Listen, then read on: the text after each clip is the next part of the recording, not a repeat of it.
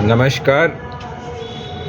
एक दफ़े फिर से आप सभी को इंडिपेंडेंस डे की बहुत बहुत बधाई और उम्मीद है अभी तक आपका दिन बहुत अच्छा गया होगा और आप आज़ादी आपने महसूस की होगी। आपको पता लगा होगा कि जब आज़ादी मिली थी 1947 में 15 अगस्त को तो कैसा माहौल रहा होगा। तो यही बताने के लिए मैं आज थोड़ा सा आपके सामने आया हूँ। मैं चाहता हूँ कि आप देखिए, पुराने आर्काइव्स देखिए, गूगल पे सर्च करिए, यूट्यूब पे सर्च करिए। उसमें आपको ऐसे बहुत से अनगिनत नाम मिलेंगे, अनगिनत चेहरे मिलेंगे जिन्होंने आज़ादी में पूरा योगदान दिया। ठीक है, इनफैक्ट मैं तो कहूँगा कि 1947 के पहले हर एक हिंदुस्तानी मतलब कि खून में था कि हमें किसी भी तरीके से आज़ादी हासिल करनी है। मुझे नहीं लगता ऐसा कोई इंसान रहा होगा जो ये चाहता था कि उसको आज़ादी ना मिले।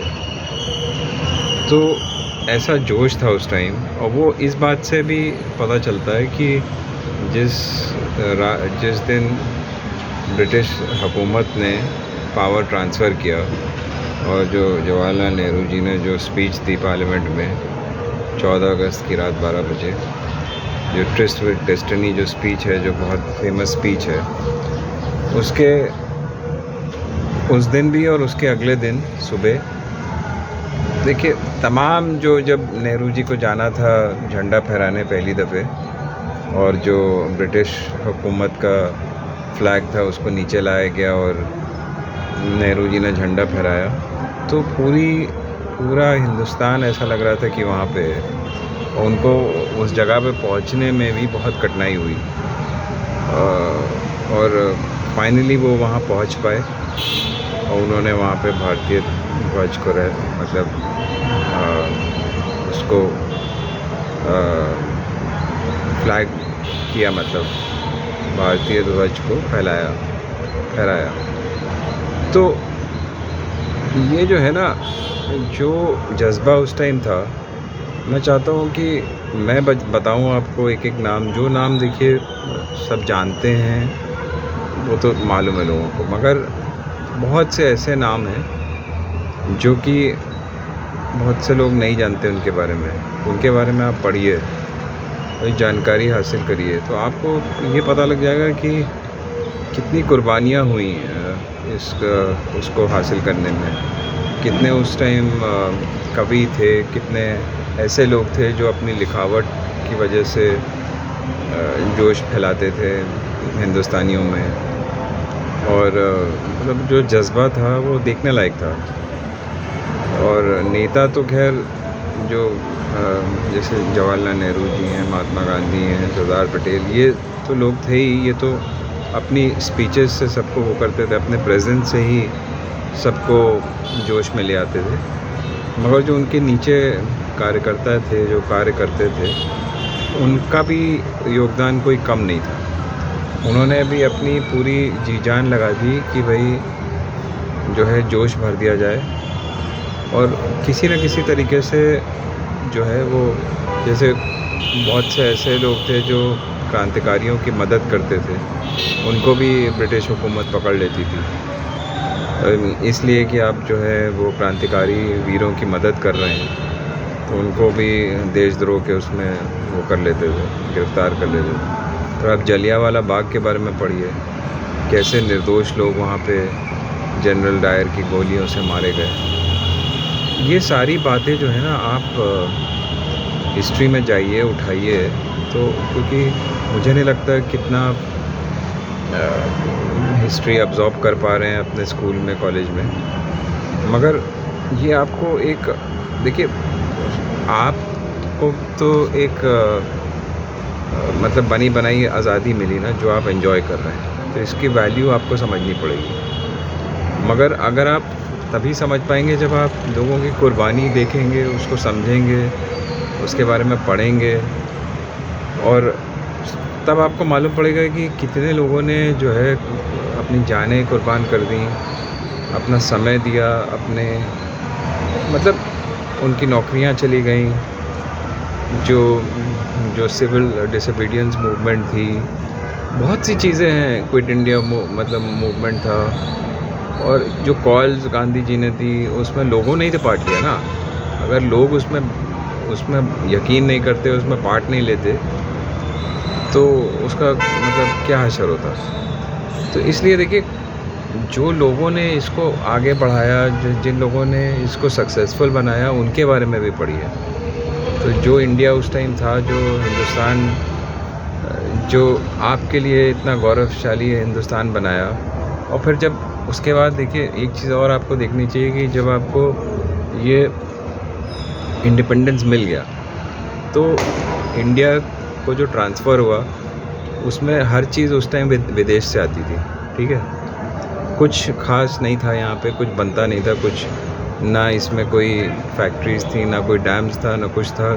तो बिल्कुल स्टार्टिंग फ्रॉम अ स्क्रैच बिल्कुल था। तो उस टाइम जो प्रधानमंत्री बने, जो पहले प्रधानमंत्री पंडित जवाहरलाल नेहरू जी, उनकी विज़न थी, उन्होंने एक पूरा खाका तैयार किया कि हमें सबसे पहले क्या क्या करना है इस देश को आत्मनिर्भर बनाने के लिए। सोचिए, जिस देश में एक सुई भी ना बनती हो, सब बाहर से आती हो, उस देश में आपने इतनी चीज़ें कर दी कि वो बिल्कुल आत्मनिर्भर हो गया। वहाँ डैम्स भी बन गई, वहाँ पे बड़े बड़े स्कूल कॉलेजेस खुल गए, जिसमें आप मैनेजमेंट सीख सकते हैं, टेक्नोलॉजी की वो कर सकते हैं, फैक्ट्री सेटअप हो गई, और मतलब हर तरीके से एक विकसित देश की तरफ बढ़ते रहे। उसके बाद जो और प्राइम मिनिस्टर्स आए, जैसे इंदिरा गांधी, जैसे लाल बहादुर शास्त्री, सब ने कुछ ना कुछ मतलब योगदान दिया। जो जो हरित क्रांति थी, जिसको हम ग्रीन रेवोल्यूशन के नाम से जानते हैं, उसकी वजह से हमारे पास इतना अनाज होने लग गया कि आज हम सरप्लस में। उसके बाद जो वाइट रेवोल्यूशन, जो मिल्क पैदा करने की, कि हमारे देश में इतना दूध हो कि हम अपने वो खुद कर सकें और उसको बाहर भी बेच सकें, वो भी अमूल जैसी, और वो जो कोऑपरेटिव फेडरेशन था उसने स्टार्ट करी, गुजरात से स्टार्ट हुई। तो ये सारी चीज़ें उस टाइम के जो प्रधानमंत्री थे, जो लीडर्स थे, उनकी सब प्लानिंग की वजह से हुआ ना। और सबसे बड़ी बात देखिए, जब हमें आज़ादी मिली तो हमें एक संविधान मिला, हाँ, एक कॉन्स्टिट्यूशन मिला, और इस कॉन्स्टिट्यूशन देखिए, it is one of its kind. मतलब इसमें 2-3 देशों के कॉन्स्टिट्यूशन का मिश्रण है, और अपने अपने जो यहाँ के उसूल थे कि ये सॉवरेन डेमोक्रेटिक रिपब्लिक होना चाहिए, जिसमें इक्वालिटी फॉर ऑल, और जो हमारे फंडामेंटल राइट्स में दिया हुआ है वो मतलब इसमें इनकॉर्पोरेट किए गए।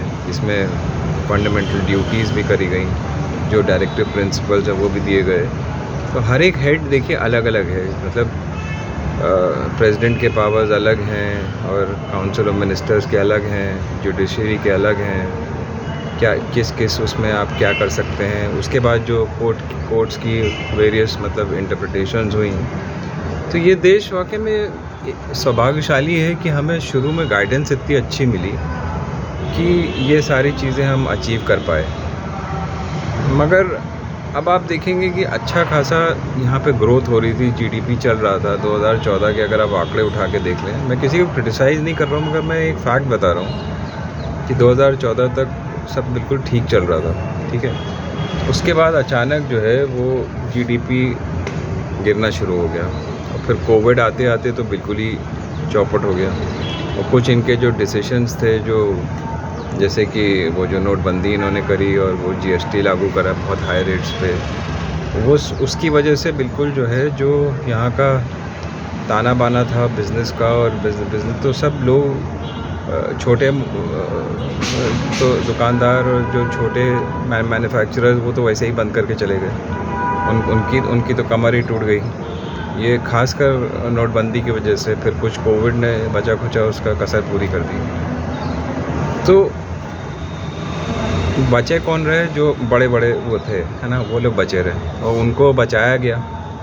उन लोग ने हर आपदा में भी उन्होंने अपने वो निकाल ली, अपने लिए कुछ ना कुछ निकाल लिया। तो अभी भी हम उससे उबर नहीं पाए हैं, है ना? अभी भी हम उसी में जूझ रहे हैं कि जो इन्होंने मिस्टेक्स उस टाइम करे, जो गलतियाँ करी, ये सब लगा करके। अभी भी जो लोग हैं अब उसमें और प्रॉब्लम ये आ रही है कि अब आप दाम बढ़ाए चले जा रहे हैं हर चीज़ का, पैसा इकट्ठा किए जा रहे हैं मगर लोगों को देने को तैयार नहीं है। सिर्फ वो आप अपना अनाज बाँट रहे हैं बस। वो देखिए, वो एक टेम्परेरी फीचर है और एक ना एक टाइम पे आपको बंद करना ही पड़ेगा। आज लोगों को काम चाहिए, ठीक है? आप मनरेगा में दीजिए, जैसे भी दीजिए, हर तबके को काम चाहिए।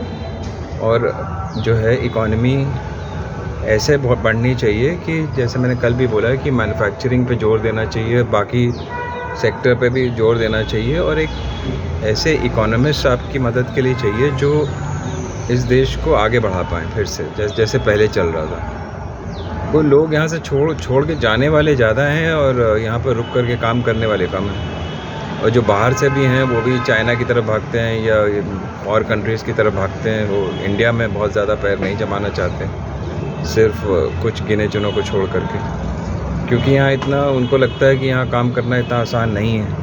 यहाँ का एटमॉस्फेयर इतना सही नहीं है, काम के लिए, बिज़नेस के लिए कंड्यूसिव नहीं है। उनको लगता है हम इतना पैसा इन्वेस्ट करें फिर फंस जाएं। यही कारण है कि टेस्ला और बड़ी मतलब जो नाम है ना, वो ठीक से यहाँ पे नहीं आ पा रहे। ये सारी चीज़ों पे जोर देने की ज़रूरत है। और जैसे जैसे हम आगे बढ़ते हैं, अगले साल चुनाव भी हैं, मैं चाहूँगा कि ये सब चीज़ों पे लोग मतलब अपनी निगाह दौड़ाएं और ये सब देखते भालते हुए ही अपना वोट दें, ताकि हम भारत की तरक्की फिर से कर पाएँ। जय हिंद, जय भारत।